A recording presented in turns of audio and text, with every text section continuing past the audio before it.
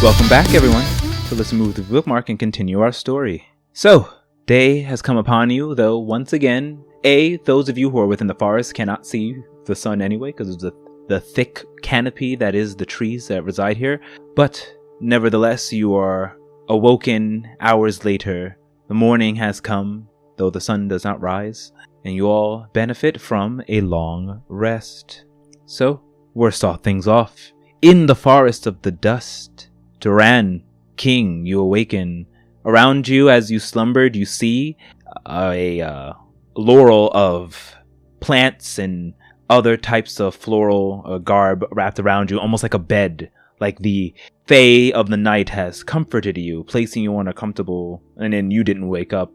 Even Duran, though you trance when you sleep, you didn't notice any of this happening, as it's almost like the ground itself kind of morphed itself around you, but in a way that it didn't disturb your peace. But you awaken, open up your eyes, and rubbing the cold out, you look around and see that this entire place has been decorated, beautiful, with all types of technicolor plant life that grow and not cover the shrines of each of the gods and deities that are here, but more like give it an accent around them, heightening the look. It's beautiful, well kept. It's not overgrown. More so, it's a garden that has been placed before you. But nevertheless, you awaken. What do you two wish to do this early morning? This land has been enriched, and it seems that the Fae are now back to taking care of the land. It makes me so happy to see this beautiful flora grow. Don't you, Duran? Duran just smiles, looking at King, maybe even seeing a crisp brown or red or green leaf in his hair, and just admiring the beauty of the scene. And for a moment, is just overwhelmed with such a sense of gratitude for the beautiful scene that he cannot speak. He simply holds King again, and a tear rolls down his face. Don't cry, my Steel-Eye. I'll be by your side forever, as you'll be by mine. I'm just so thankful, and I, for once, think that I might begin to understand that your prayer must be how you say thanks for something so beautiful that is gifted to you, in the way you have been gifted to me. I think that is a good way to think about it, but we've laid in prayer and given our thanks, and it seems well received as I gesture around.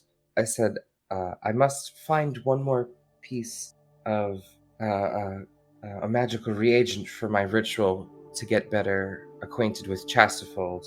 I was told I would be able to find some divine residuum. Help me look around the stone statues. Now that the land has been infused, we might be able to scrape off some divine residuum essence. I only need enough for this one ritual. If it is here, then it will be yours. And what does it look like? I'm not quite sure, but I think we will happen upon it. It's a magical glowing essence. It's sort of, well, I know you're not attuned with arcane, but you should be able to tell by its, I don't know, glow and power. You should just be able to feel it. We might be able to scrape some off of the natural things here. If it is magical, it may not be. Maybe it is more sensible to have Wizard Horatio or Kalamanaka help us look for it. But it would be such a bother to have them come here and back. We should... Oh. And King just stops for a second as you mention their names, and I think about what happened, and I'm like, what are we going to tell our friends? Kara, my dearest, I leave magic to you. Surely you can explain it to them. No, yes, I can definitely explain it to them. I was told that there was divine residuum somewhere in this area. Like, this is player to DM, so how could we go about looking for that? Roll me a religion check. Duran, you can do so too. Both of you can do it at advantage. Alright, I'll roll again. So, 19. I rolled a 20. A natural 20. Alright. So, King, you begin to look around, squinting your eyes, trying to see if you can see any type of sign of this divine residuum that has been described to you. Duran, you don't believe you'll be able to see anything. Your eyes are not attuned to that, but in blinking, you first see that where at first, when you're zeroing on all these different statues and monuments towards the gods, there's a slight glow to them, a glow you've never seen before. And each of them all a different hue depending on the god. You're passing the Bahamut, you see it has this metallic looking, multicolored metallic glow towards it. Eyes moving over, you see the same kind of glow off of one that's for Sehenin, and so on and so forth for each of the statues of the gods. King, you notice Duran looking over at something, and you look as well in that direction and notice the same thing on top of these. Getting closer as you try to inspect it, putting your finger on one random monument, you lift it up and see that the dust that collects there is glowing the same color of the hue that's shining off of these monuments. Petath! Give thanks, this is exactly what we need. Impressive, King. Did you make the statues glow, or was it the fey creatures of the night? Why not both? King, looking up as you look at Duran, you see on top of his head as he's focusing on this, the mark of the steel eye on his forehead has shown itself. What does that mark look like, Ninja Master? Just help me visualize it. The mark of the steel eye is a strange fey rune symbol. It's a circle. If anything, it looks similar to a weird cursive infinity symbol, but each point of the symbol touches the edges of the corners of the circle itself to create this weird curved rune. But in the end, it looks like an 8, but more of an infinity onto it. So it's kind of like like tarot, like the magician kind of floating sigil. Yeah, it's not like it's not perfectly like angular and symmetrical, but it's very beautiful and curved, almost like calligraphy. Dope. I'll spend some time gathering the divine residuum. After collecting that, I'll give a quick thanks, and then I'll say we can head back and reunite with the others. I'm sure they've gotten into quite a mess of things, knowing them. Well, I can't imagine anything they've seen is more spectacular than what I've seen. But this is a city of magical wonders. Is there anything else you need to do here? Duran is still kind of like moving his hand around the statues to like feeling them out and looking at admiring the aura coming from them. I have never seen or felt statues like this before. They seem to have an energy to them. Well, as you know, I do have that divine essence in me, so I may have consecrated this land or created a holy place. But it should have always been a holy place, because this is a place to give thanks to all of these gods, as I gesture to the statues all around. Yes. Well, I give thanks to them all now. As he grabs King from about the upper bit of his leg and lifts him up a bit with both arms and kind of twirls him around a bit, laughing. I laugh and hold and hug, and I'll say, come on, let's go. And then I'll magic Chasufold over so that way we can get on and start flying back. Okay. So Chasufold, and it's the newly formed Chasufold and its unicorn shape, horn shapes, dashes over as you both climb on top of it. Before you start soaring off, King, you look one last time at an overhead view of what you've created, and strange enough, as from above you see the symbol of, like a shape of a unicorn, kind of in an overhead view over this area where the vines kind of meet up, where they're a little bit thicker. You can clearly place the symbol of Myliki. Looking down in the distance, you see a white-haired elvish girl, woman, staring back at you, giving a nod before disappearing into the forest depths. And you lift up and start to fly. Now, you don't lift all the way up because the canopy is quite high, but you do get above ground so you can start soaring towards the exit. Do you plan on flying all the way to the Light District, or are you going to take the tram? How early in the morning is it? It's about 7 a.m. Yeah, I'll just fly. Okay.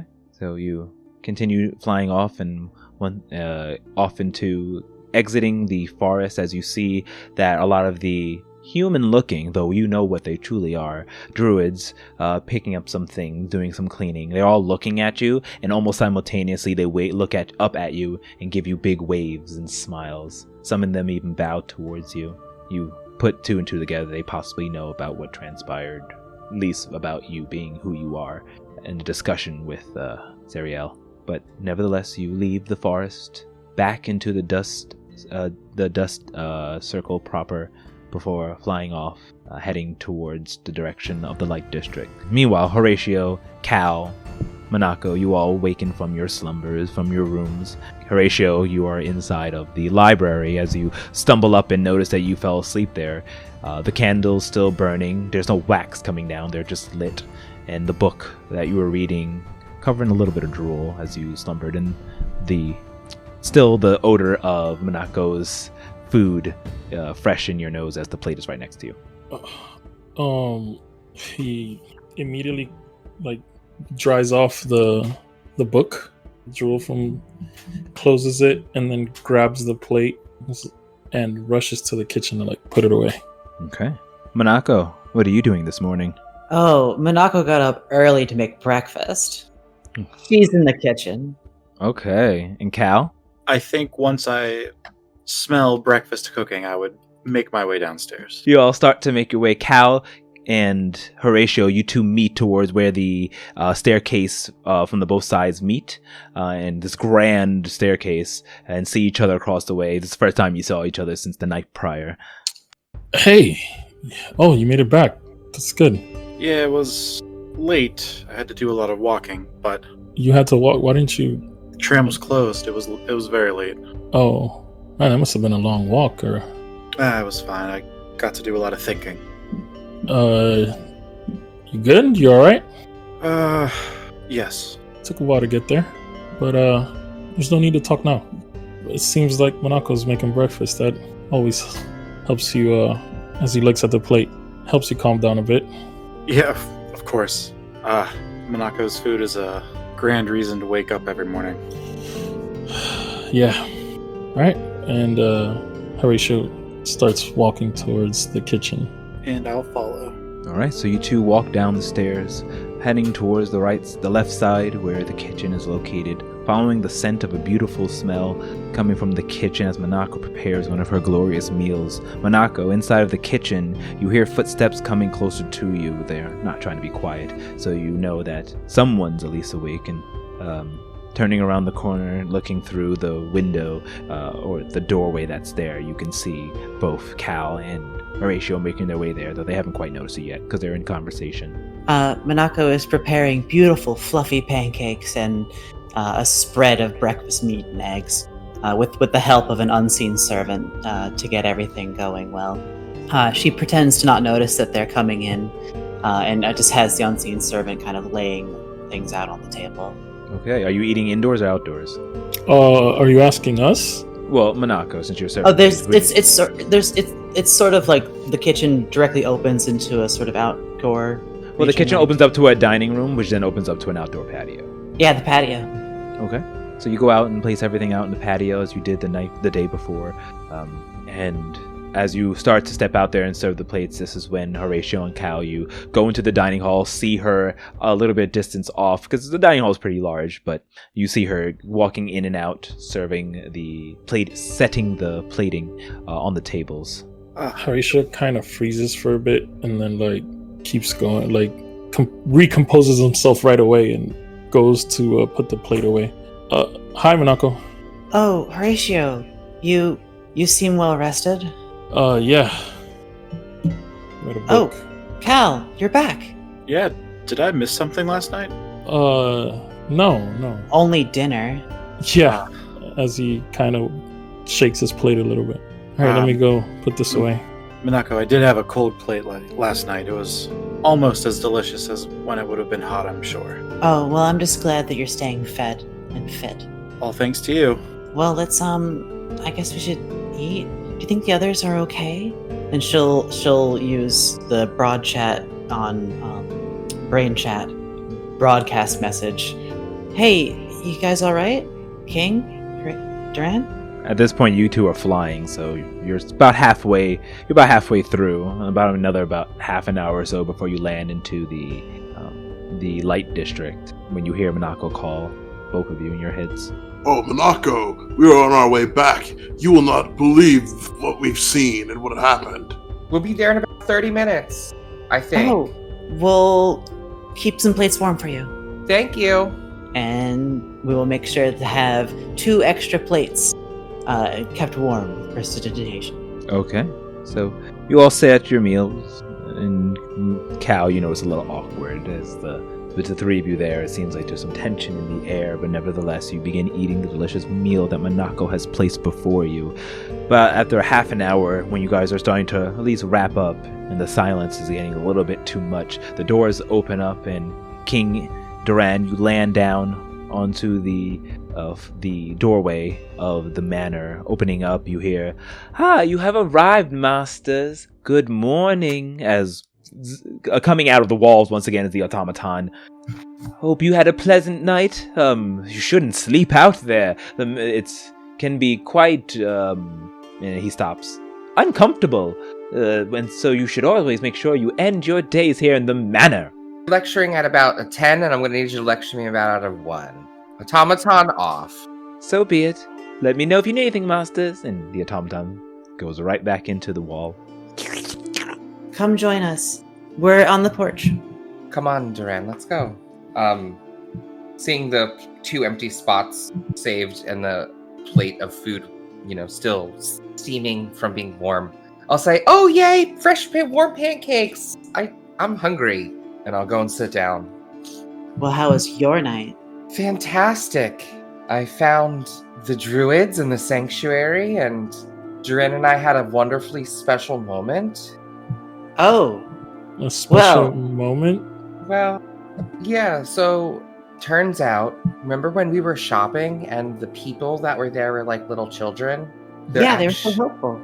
They're actually, and I'm trusting all of you because they trusted me. They're all elves and elders who are seeking for me. They're looking for me, and I'm supposed to help lead them down. And they're protecting the elves in Thelos in the forest and hiding. And I met the queen there, and she was an emissary from Corellin himself. And she blessed Duran with the mark of the Stellai and bound him to me, lifting some of the divine weight. You've been put together in a union? That's a lot of information to process. It was such an honor. Elves? Here? First, I'm so glad you found your people, King. That's great. I'm still in shock. Yes, I too am shocked by it all, but the Lady of the Forest came forward after King's miracle and granted us a magic something that should make King better. Yeah, that's the other thing. A bond, like... So, I haven't been... What do you mean by better? I am a vessel for Myliki, as you know, but it strains me, and sometimes when I use my powers, it hurts me and weakens my being. So Duran has linked himself with me, sharing that burden. As you say this, the color drains from my face when you mention the power is like hurting you in a way. You've entered into a bond where he accepts your burdens? Forever. Forever? So you guys are married? You got married? I mean... I guess it's kind of like, This is great news. Congratulations, guys. Congratulations! What a celebration of life. And I clap King and Duran on the backs of their shoulders. Thank you. It sort of just happened, and I didn't really consider it like that until you just said that, but I guess so. And I'll look up at Duran and lock eyes with him and say, we feel just complete with each other. And Harisha goes over to give King and Duran a hug. I'll give you a hug back, and I'll say, I mean, now that you guys have said that, we'll have to plan a proper party. Yes, we have to celebrate. King, Duran, I just have this big grin on my face from ear to ear. I didn't think about it like that, but if I had to be bonded with someone forever, I couldn't think of any. I couldn't think of it. He gets a little nervous and tongue-tied. I squeeze his hand, like give him like a pulse and say, I feel the same way too. And it just happened. The moment made itself known, and Sariel honored us with this blessing. She noticed I was hurting, and he loved me true, and we are worthy of this bonding. And I'm happy with him, and I'm so glad I get to spend the rest of my life with a warrior and a handsome elf and a gentleman through and through. Duran just kind of he puts the food in his mouth very quickly, so he can't say anything. But that's enough about us. What happened with you? Tell us. Oh, Well, I was just reading most of the night, and I had some of Monaco's food, which was delicious. we just didn't get up to much. And she kind of looks down. But I'm very happy for you two. I'm so happy for you two. Do I believe her? That feels... Roll me a deception check versus your what do you call it? Insight check. Does Alex get advantage because Horatio was helping with the lie? I'm rolling in my tower, so you tell me if I fail or not. Okay. I would say both of you roll separately. Oh, DM, why would you do this? Alright. Yeah, if you all want to roll in the tower and hide, that's totally fine. Okay. King, you look at Monaco and you feel something is up. But then Horatio just gives it away. Something's up. There's something awkward between the two Ooh, of them. guys, I got a +1 to deception. Monaco, you rolled a 21. King rolled a... Horatio, you rolled a 15. King, you rolled a 23. Oh! I'm gonna say, well, if you don't want to talk about it right now, that's okay. It seems like something, you learned something from those books, I'm guessing. Yeah. And Monaco, you're not happy about it. I don't know. Cal, what about you? You must have done something crazy. Just trying to move the tension away. Yeah, you came back really late last night. I stayed up and even you came in after I went to bed. You know, when we were back on the dust level, and I kind of went off to search for Kalembar's stone? Yeah, you danced and then said something. There was a lot of bang. You had to go.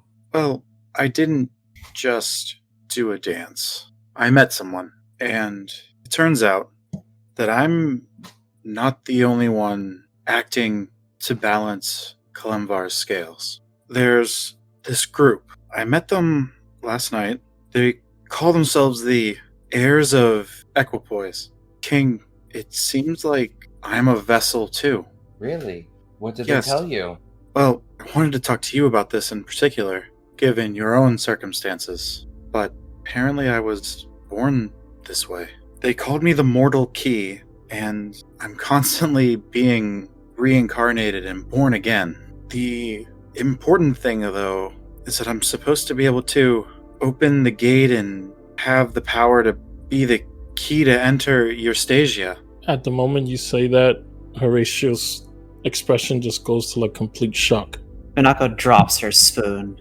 Yes? You can open the door? Yes. What do you mean by mortal key?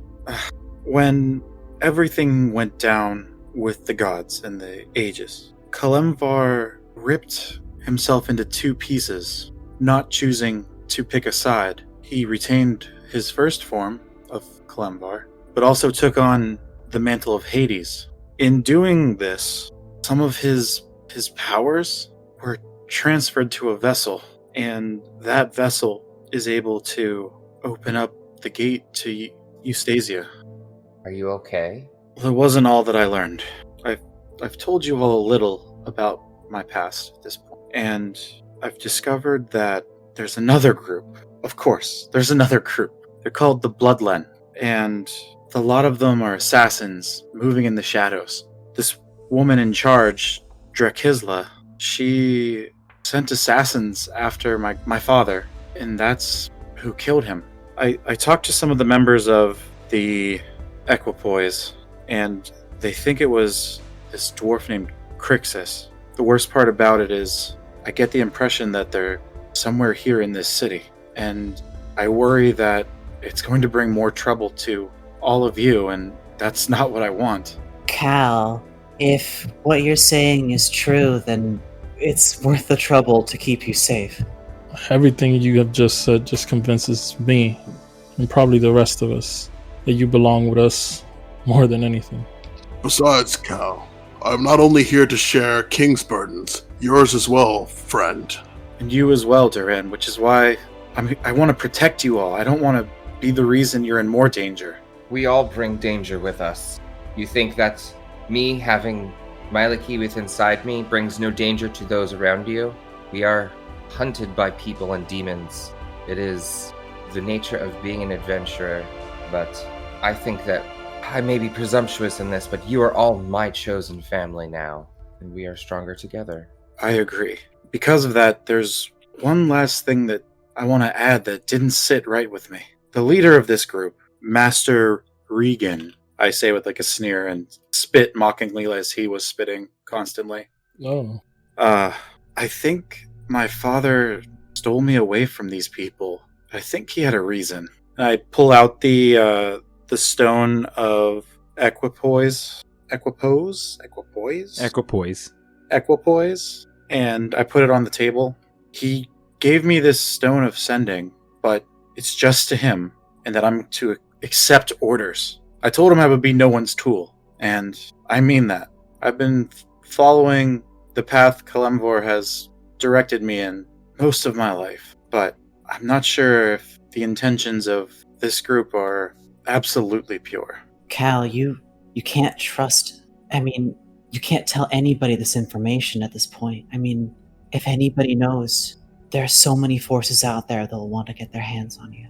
I know, and I trust all of you, and that's why I tell you this. DM, if I may do a check on that Order of Equipoise? The heirs of Equipoise? Heirs of Equipoise.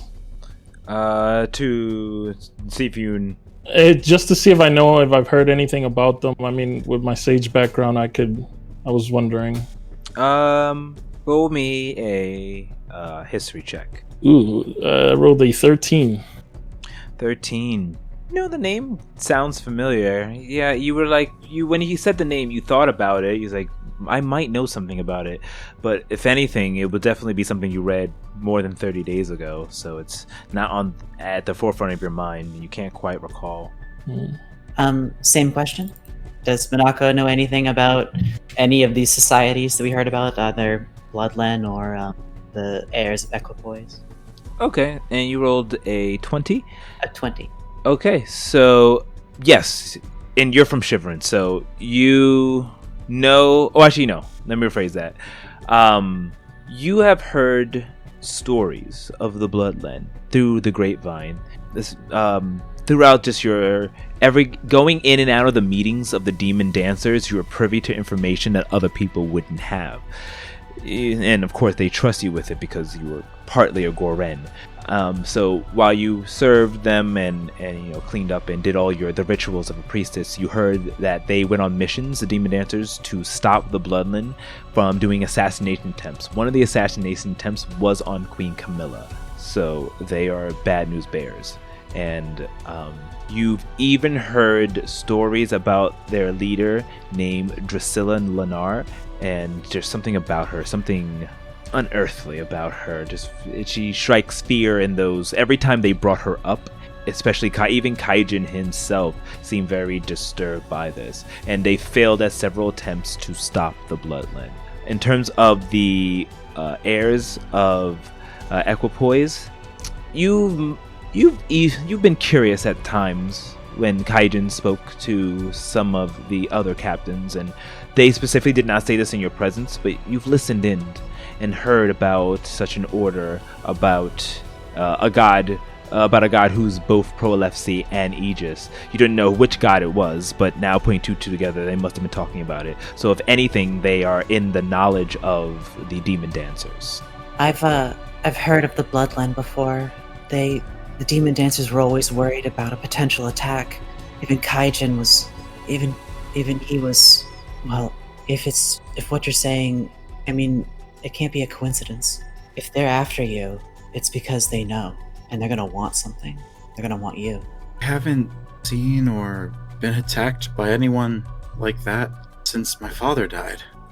Wait, Cal. When we came here before, I felt a strange set of eyes on me. When I looked, they were gone. But I knew someone had to have been there, and only someone skilled in the art of hiding in the shadows would be able to avoid detection from me. I fear you're right. When I was walking back here last night, I felt like I was being watched. I didn't see anyone, but I had that feeling that someone was looking at the back of my head. I disguised myself before coming into the mansion, but we should be extra careful. Oh no! We just told each other these crazy things out in public, and King looks around. Are we safe? Did they hear us now? It's kind of I thought that was kind of like far from the house? Yeah, the house. We're like a little out of the house, and there's like a big open area, like a backyard before there's some public. Yeah.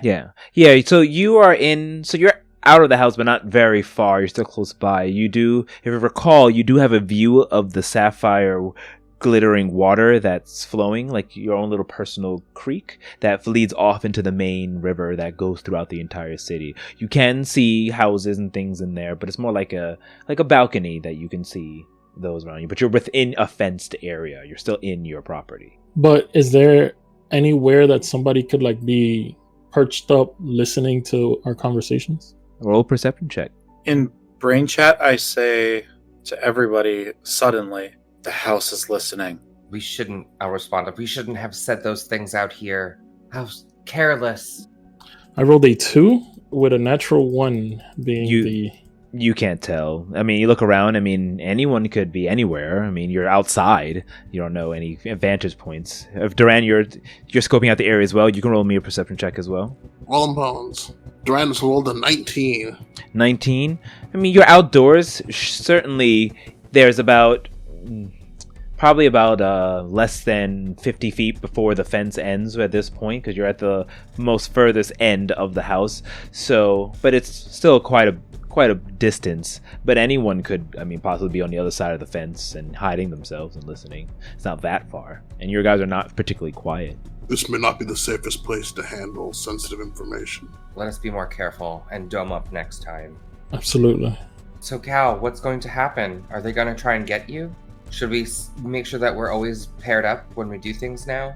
Or at least be in a group? I feel we should stress as much caution as we have been doing. I don't know. You're walking by yourself at night. I know. This information is... I'd argue for more now. Well, we have to travel as a group now. I agree. There's too many people, too many forces at work.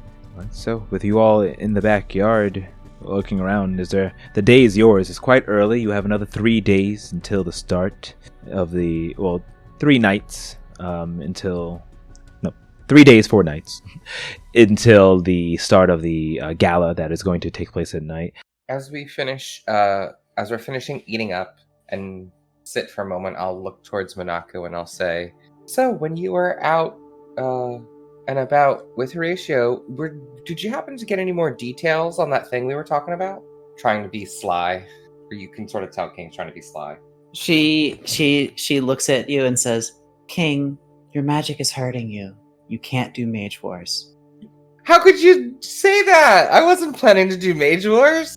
I'm sorry, King. I won't hide from you. I won't hide for you. You were trying to do Mage Wars? They suggested I do it. In your condition, you can't do that.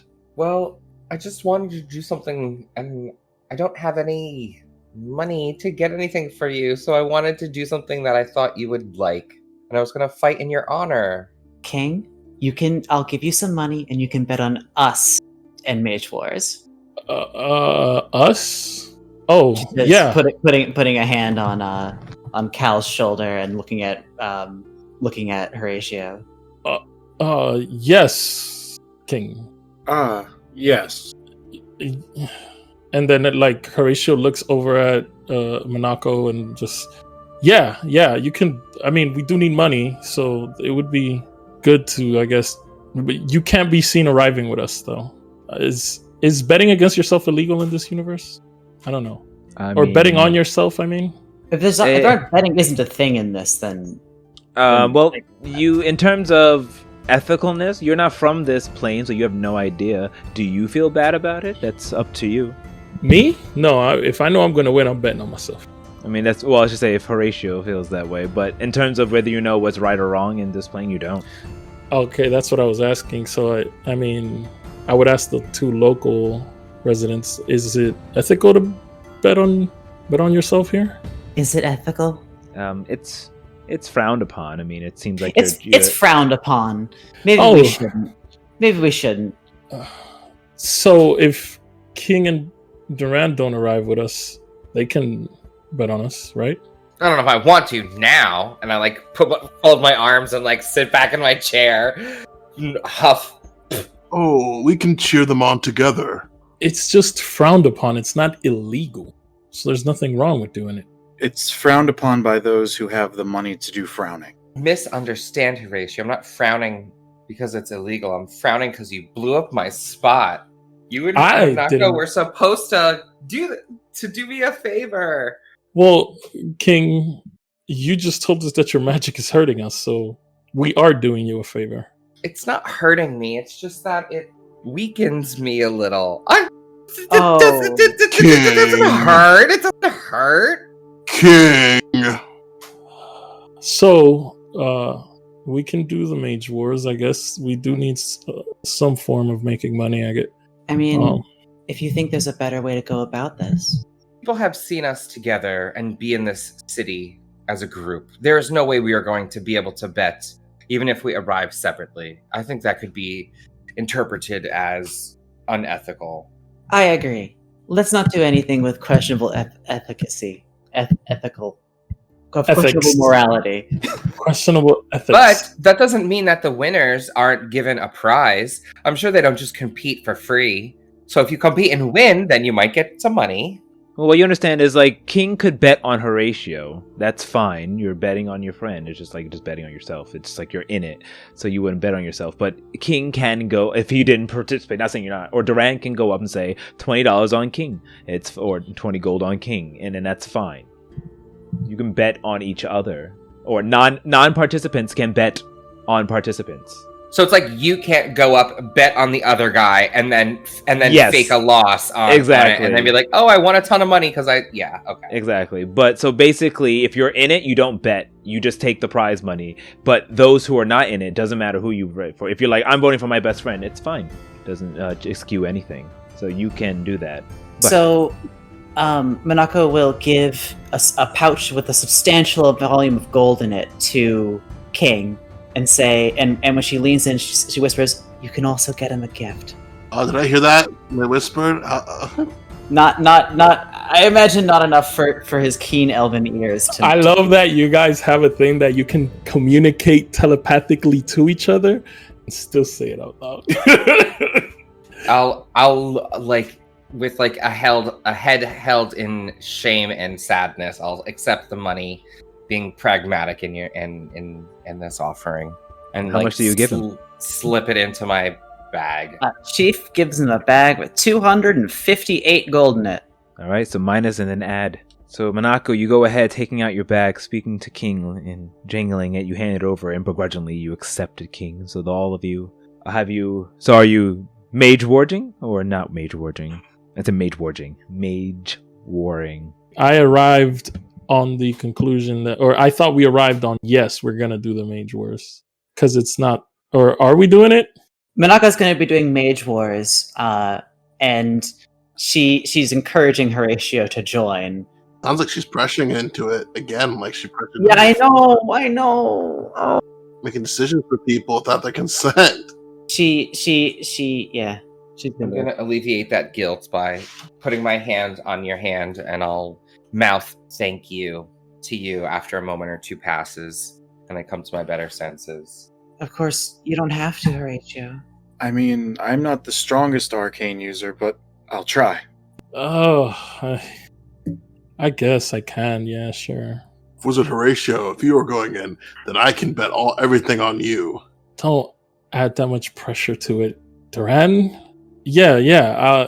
Don't bet all your money on me. I'd probably put on Minako or even Cal. I mean, they're the ones with vagaries after all. I did not know vagaries were magic. Everyone keeps telling me they aren't. They're not, I think, but you can do magical effects with it. It's weird. It's kind another source of magic. Are they going to accept that in the battle, though? Why wouldn't they? They don't know it's not magic. Or Well- they might. They know about dancing. So then, yeah, it should be accepted. Maybe. We can probably ask for what's allowed and what isn't. Cal, you seem a little hesitant. Would you rather stay back and protect King? I'm fine now. I'm totally fine. I thought we would need a team of 3, so Well, there we go. Also, do you think it's the best idea for you to let everyone know you're competing in Mage Wars when they announce Mage Wars everywhere and the Bloodline is looking for you? Well, we did see that thing on the Bloodline before. Perhaps we bring the fight to them. should we check that out? Do you want to go right to the doorstep of the people looking for you? From what I heard, it's not worth it. If it means balancing the scales for the dwarf that killed my father? Okay, maybe we should find out more information first before we just go straight there. They were, like, hunting you? I mean, maybe even the Mage Wars might be good, because you'll let them know you're here and we can set up a trap. Oh, but is that the safest? If we have the advantage, yes. What if we get hurt? We were supposed to go to the gala to speak with the king. We'll do it after the king's ordeal. I mean, if we go participate in Mage Wars in the next day or two, that's not after. I mean, Who knows information... when they'll strike? Information moves fast. I know information moves fast, but We have plenty of gold. Maybe we should hide out until after the gala and then hunt down these bloodblend people and get answers for Cal's father. We can't just ignore a possibility of Cal being able to get some kind of satisfaction. we're not preventing that. We're just... Are we to be vigilantes in the land that we're not even from? Maybe we can speak to the king during the gala about getting a warrant or something. I don't want to become enemies of this state.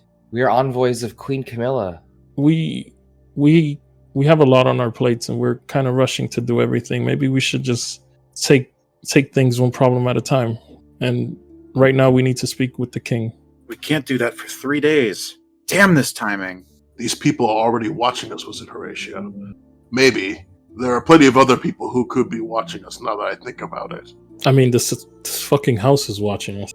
Cal, I don't want you to think that I'm preventing you from getting your revenge, but this is new information and I do not think you should be hasty. It's best to be pragmatic and learn more about your enemy before you rush into danger, especially now knowing how important you are. Surely you agree. What's the saying? Cooler heads prevail? Why don't we... Durant, where did you say you saw someone out of the corner of your eye? When we were walking from the Light District, yes, I felt their presence upon me. Someone observing us. What if we set some kind of trap?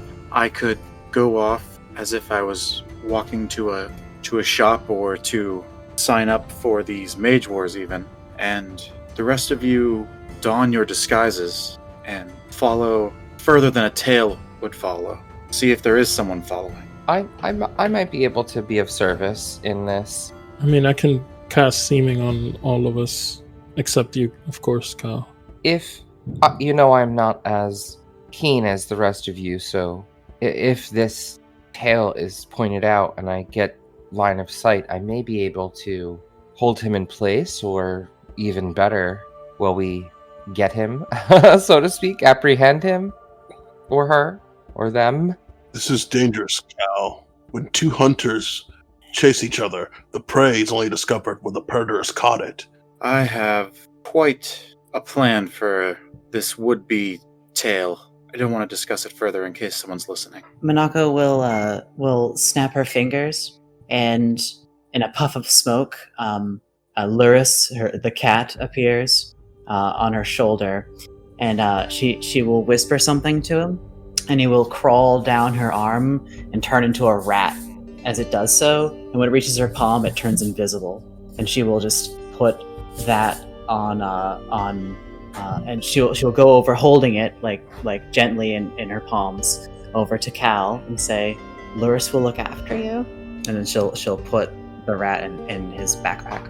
Alright, so you all see Minako snap her fingers, and the once black tuxedo cat that was crawling down her arm transforms slowly into a small rodent. Disappearing from your eyes, you feel it crawl on top of you, Cal, as it takes its weight is still there. So Horatio, noticing this, he recognized that this isn't a normal find familiar spell. Oh, you catch that. How did she change it so quickly? She used no reagents? What is the meaning of that? All those things that pop into your mind as you saw this action of arcane prowess. Yeah, I just keep that information to myself. Okay. So now with this protector on you, Cal, what are the rest of you doing? It's still quite early in the day. You can do whatever you would like. So are we gonna proceed with this now, or should we maybe find out more information? Should we look for actual work that doesn't include blasting our names all over? That's a good idea, Horatio. I think that one. Let's do Majors after the gala. Yeah. We didn't know how important Cal was, and I think it would be reckless to do it now. Let's do other work if we can. We heard about quest boards, or not quest boards, but where we can go to. I'm pretty sure Horatio was told where we can go get jobs to have to go outside of the city on a day trip type of thing to do jobs for people that can't go out. Yeah, so you all know that there's the centers, which are run by the Corporis Arcana, but where people will put in requests, or you can go to any of the Magus shops and just say looking for help and seeing what they need, because wizards always need help, mages for people on the outside, or you can just go into the Corporis Arcana and see if they have jobs for you. You do know, Horatio, that it's similar to the Seekers, where you can take on quests, although probably won't be find the artifact of this here in an adventure. It will definitely be more magic oriented, but yes, there are battle mages and stuff who go out and do same things that the that the Seekers do. So those are so if you want to pick up money, those are probably your best bet. Yeah. Or Mage Wars. Bones of the Dragon, Flesh of a Zombie, Heart of a Lich type deals. Yeah. Yeah, which I don't think. I mean, being from the Corporis, would I feel that the Corporis quests or jobs that they ask us to do are gonna take longer than a day, or is it because what Horatio would like to look for is something that it takes half a day to get there and half a day to get back type of shit, So it might be a quest like that. I like Task Rabbit, but for magic people. It could be a low level quest. There's just like with the Seekers, they come in all different flavors. Something quick, go there and come back, do me this quick favor, be my guinea pig. That's also a big one. They do hire lots of guinea pigs for their new spells that they're trying to create, and they do pay quite nicely, though the effects, hell no. I'm quite fortitudinous. Shouldn't we do that? I mean, oh no. No, I don't think that's a good idea. I mean, it's like if I was just attempting a spell and I would let you. Well, that's because you know me, and you know that I wouldn't just attempt something that I'm not 100% sure is going to work. But there's some crazy wizards out there, man. They're paying well because they're not expecting you to live. They don't have to pay you if you blow up. But I will live. That's not too far off, Minako, but that's not always true. There are some that want their spell to succeed without killing the person. Yeah, they just don't know if it will or not. Yeah. And I don't feel like we should risk any of our safety just for a little bit of money when we could earn it by going down to the Corporis and checking out their questing boards. We can. I feel that the simpler quests are usually, material gathering quests, but also, have you guys thought that maybe we should just relax for a couple days? I mean, it's been crazy every day. We could just wait and then deliver this to the king and then, figure everything out afterwards. I do love going and wearing those fancy clothes. It is nice trying it on and just looking at ourselves all dolled up, And the mansion is so full. Oh, full. Yeah, full of fucking people watching, or constructs. Wizard Horatio, earlier in the library with those things. I mentioned the name Hollister to them, and they reacted very strangely. Strangely, they acted strangely. How? They, Duran kind of pantomimed his face to make his face look very blank. Their face went like blank, and they walked away like this. He kind of walks away in a kind of stilted, stiff fashion. Huh. That's worrisome. Okay. Oh man. Suddenly I miss Scarlet. All right. I don't think I'm gonna find anything about these constructs here. I would probably have to go to the Corporis library. So I guess we can go check out what jobs they have. A house construct. Since your guys are still on the outside, so on the outer kind of stone, but very, very fine stone exterior, you see forming out is the construct, the automaton that it has like little, on his face it has little like markings of like brick and stone into it. He goes, "Masters, you've summoned me. How can I help you?" Hi, yes, just asking, do you know or have a report of what's on today's job board? Or will we have to go to the Corporis Arcanum directly ourselves? I was wondering if you were linked in and could do us a favor. No, unfortunately, I'm not linked in there. You would have to go there yourself. I only You're know dismissed. You're dismissed. Wow. You're dismissed. Thank you. As you say, Master. Goodbye. And it fades back in. You see its eyes on the sides of the house until it blinks and it just turns back to normal stone. It was worth a shot, right? You never know. Could have saved us a trip. Maybe we should send Cal and just walk 20 feet behind him. That's a good idea. I believe the expression is 2 birds with 1 bullet. I think it's 1 stone, but yeah. I'll survey from the skies with Duran. I can change our appearance as he looks at the 4 that are not Cal. Or the 3 that are not Cal. I still feel we may be underestimating our opponent. Oh, I'm almost 100% sure that they're going to know we're watching. But it doesn't hurt to try it. Maybe we can exit from here together, go into an alley, and Cal leaves first. I change our appearances, and we each tail separately. Oh, so we wear a disguise on our disguises, and then we take off our disguises for our disguises when we're in disguise. I see, Wizard Horatio. Very smart. Yes, it's because we're tailing them who are tailing us, but we're going to tail the tail. You guys are... Yes, that is exactly what I explained earlier. Alright, so we should... Should we go? Yes. Alright, so what is your plan? I'm gonna go first, Okay. not disguised.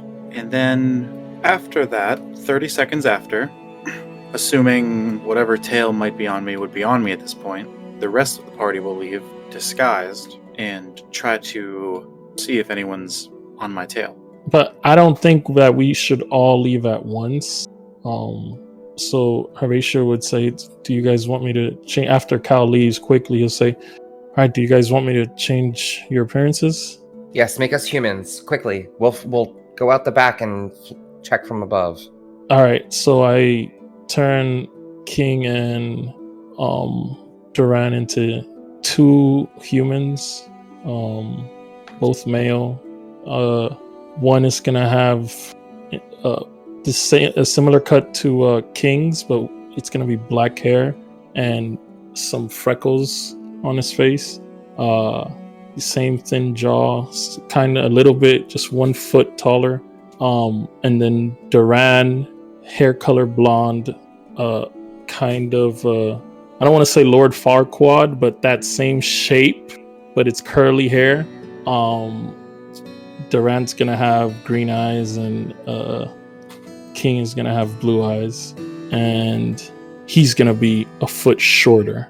And then Minako, I stare at her. Do you want me to, or do you got it? No, I don't got it. You don't? Yeah, sure. And he will turn her into a human female.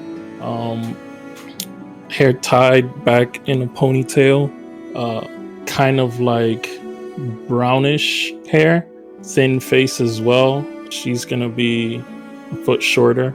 Just kind of, Horatio's remembering this girl he had a crush on when he was studying, and he kind of just makes her. And then he turns himself into just someone that he went to school with that he remembers. I can't think of anything right now. That's fine. So, Yeah. Horatio, you go ahead and cast upon your spell onto each person. Does this a spell slot, or can you use innately? This is a 5th level spell.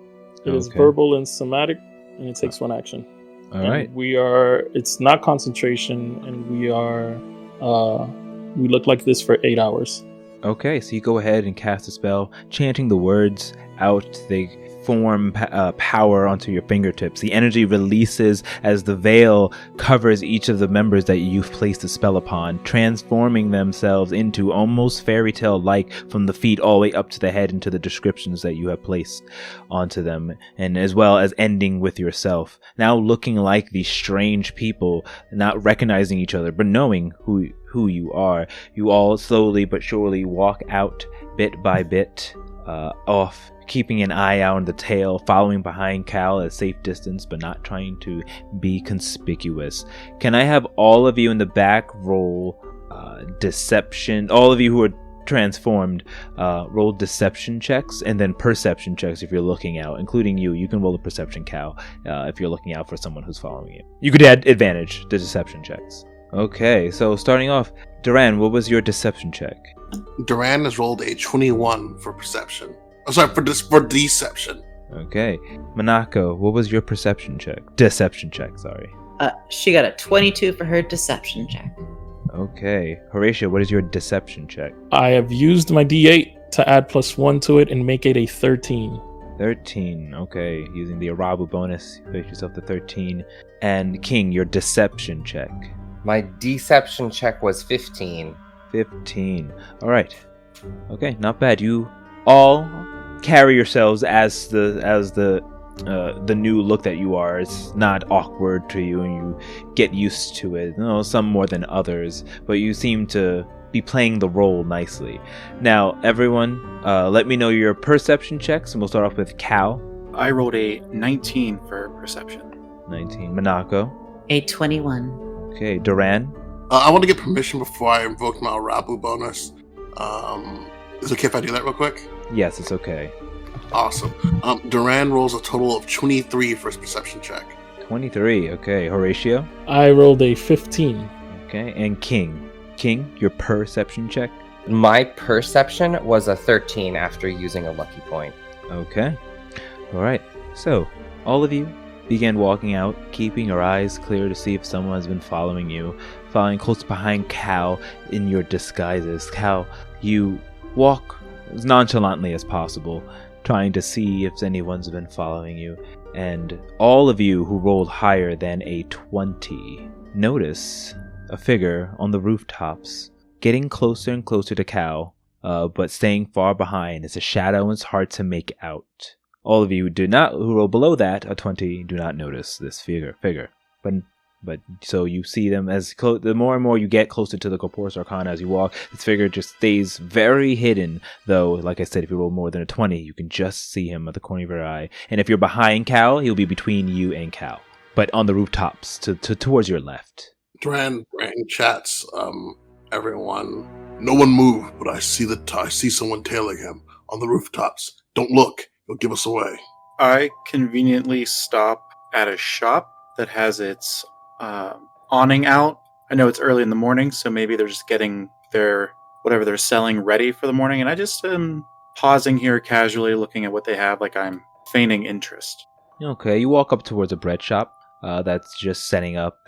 You smell the smell of the breads coming in, but nobody. And as they're setting up, the person kind of says, "How do you do?" and walks around. "We're not open yet, but we'll be soon. Please hold on." And he continues. The human person begins setting up the shop. All of you see Cal pull to the side, and with your keeping your deception checks, you kind of move over and act like you're doing something on your own. Those of you who rolled higher than a 20 can see that the figure has stopped and is now on the adjacent building, staring, very hidden. Like they're very well hidden. After we've been clued in, do we see this man? I would say Duran, you see it, and in letting them know, you let everyone know exactly where the person is. Now, knowing where to look, King, you're flying in the sky, and there's traffic here as well, and you're blending in with the traffic, as if, people are like, pardon me, and they're flying past you. Yeah. Yes, you do see the figure. You can see how you can't see it. You don't know if it's innately or not, but it's almost like they're blending in the shadows. Remember, it's Dusthaven, it's not bright, so... Is he within 60 or 100 or 200 or... How high did you fly? I was just going above the rooftops, I guess, where the natural pattern of people flying are. Okay, so they fly about 100 or so feet in the air. And then when they lower down to get lower to land, they go there, but there's a clear space between them. Though there are other people who are just flying above, like kids on their skateboards, kind of in the street. Okay. But they're lower. But other than that, in the traffic, you're about 100 feet away from it. And yes, pointing it out, you can clearly see them hiding, but not more so hiding. It seems like they're blending in with the surrounding darkness that is Dusthaven, as well as, although remember it is brighter here specifically, but also with the shadows that's on top of this roof. So yes, the answer okay. You to see it. I'm going to respond in our brain chat, and I'm going to say, "Get ready to intercept if my intervention fails." Intervention? And I'm going to stop my chassis fold and as if I'm going to then descend and fly. And I'm going to try and fly towards Cal, but sort of past this person. And when I'm within 100 feet of him or 120 feet, I'm actually going to cast Dominate Person, but I'm going to use my meta magic to do it at a distance. So I'm actually going to do it at 100 feet away. So he has even less of a chance of realizing that this would happen. So it is a charm effect. So if he's an elf, he'll get advantage, but if he's not, then he will not. Is it a wisdom or a charisma save? It is a wisdom saving throw, DC 18.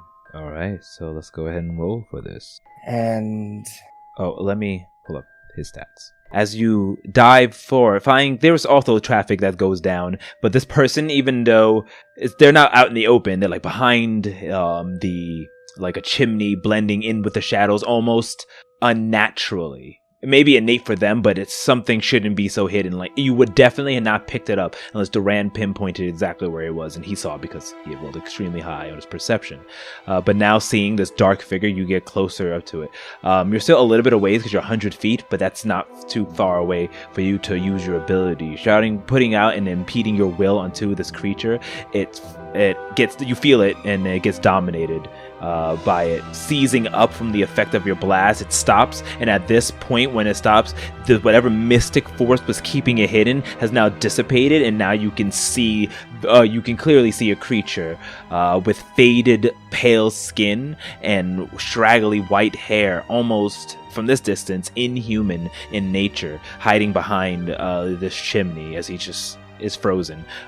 Do you get Dominate, or do you get an effect to tell him to do something or something like that? Yeah, so it's concentration for 1 minute, and I can I share a telepathic link with him as long as we're on the same plane, and basically he'll obey all of my commands while he's under this. So I'll fly next to him, and I'm going to say, "Get on," and get on quickly, and then I'll proceed to fly down to Cal and say, "I found our friend. He's under my control for just a moment." You begin to fly down telepathically, because you could just say this in his head. You don't have to actually say it towards him. So he stands there, commanding him to get on. You fly close enough towards him. The moment you get within 30 feet of him and notice it, you can clearly see that this is not a human, but humanoid. His fingers are claw-like. His body is gray and pale. His nose is almost... is flat and pig-like, kind of pointing up.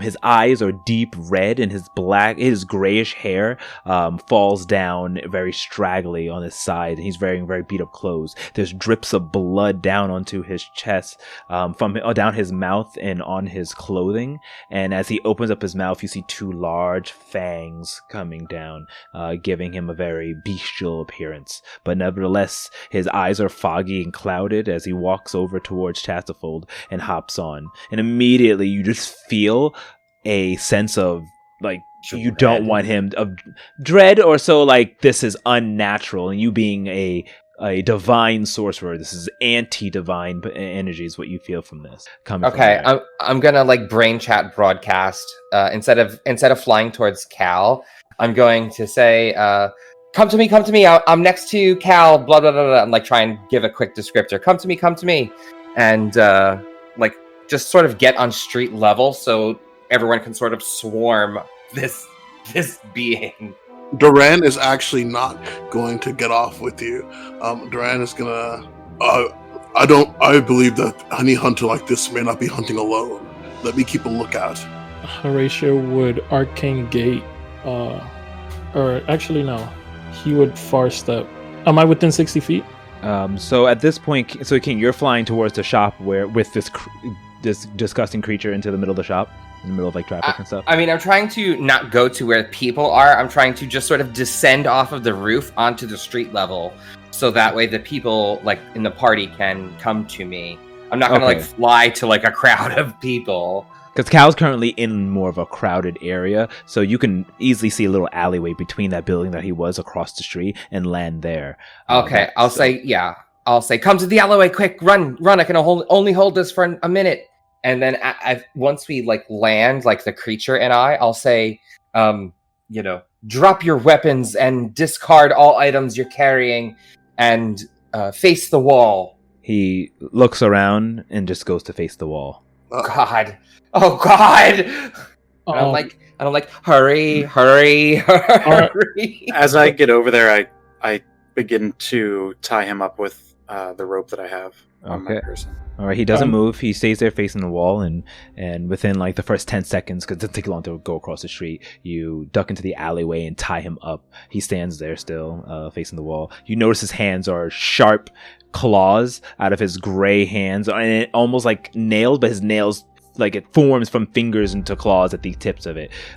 Extremely sharp and dripping with blood at this time. Am I within 60 feet of them, or am I further away? So you were only 30 seconds behind Cal, so you're not within 60 feet of them because they're behind the alleyway, but you can get there in a couple seconds and be 60 feet ahead of them. Yeah, so I would do that and just far step in, or once I get within 60 feet, I'll far. Minako will also far step in. All right, so Duran, you staying in the back, just keeping an eye out. Roll me a perception check. Duran, the two of you far step. There were other people who were around you didn't really hide and teleport, but none of them take notice. They're just wizard things and keep walking on their way. But the two of you teleport into the dark alleyway, right next to Cal and King and this weird beast, and you see this strange bestial humanoid creature. Hurry! Look at its claws. King, I can only hold it for another 25 seconds. Settle down. King, settle down. Ask him what its name is and who it's acting up on behalf of. Quickly. Tell us your name. Whom are you acting? My name is Lothor. I am sent by the Queen Drusilla Lana for the mortal king. How many of them are you? There are. And his head at that moment explodes, and all of you are just covered in blood. As Duran, at that moment, because you rolled a 16 not high enough, you do see coming from across the way, on the other side of the street, on the rooftop, a figure jump away. Oh no! Someone just snuck away. Dun, dun, dun. And with that, we will end tonight's session. Baby. You killed that man, King, by making us tail him. Oh, no, that's not my fault. I mean, I don't see it as a big loss. it's kind of your fault, but at the end of the day, it's his fault too, because in this line of business, you're not supposed to get caught, and he got caught. Well, thank you so much, everybody. I'm so glad we had such a great session. I want to, of course, thank, and heavily featured on this was Jan Rosa for letting us use their soundtrack. Of course, David Chappell for letting use his soundtrack. As always, from the first chapter to the last page, take care of yourself, and we love you so much. Have a good night, everybody. Bye, everyone. Bye.